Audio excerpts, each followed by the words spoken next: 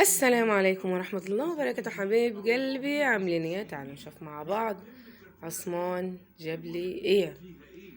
طبعا كان ماشي هو وابوه في الشارع، نزلوا طبعا يجيبوا طلبات للبيت، يعني طلبات البيت، يعني بيض، جبنة، مش عارفة ايه، المهم طلبات البيت.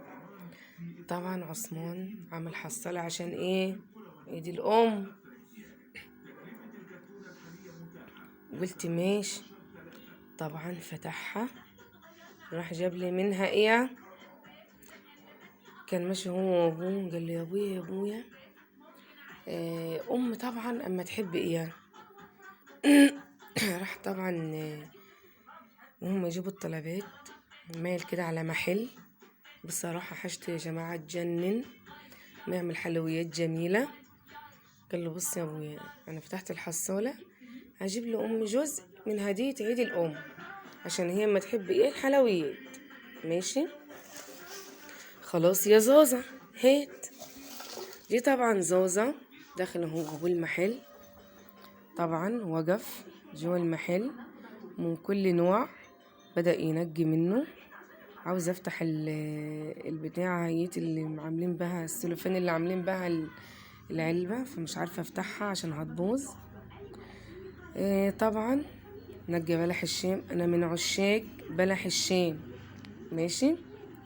جاب طبعا تورته بالشوكولاتة، جاب برضو بلح شام، وجاب عزيزة كان رمش الست الله أعلم، وجاب كنافة محشية، وجاب كنافة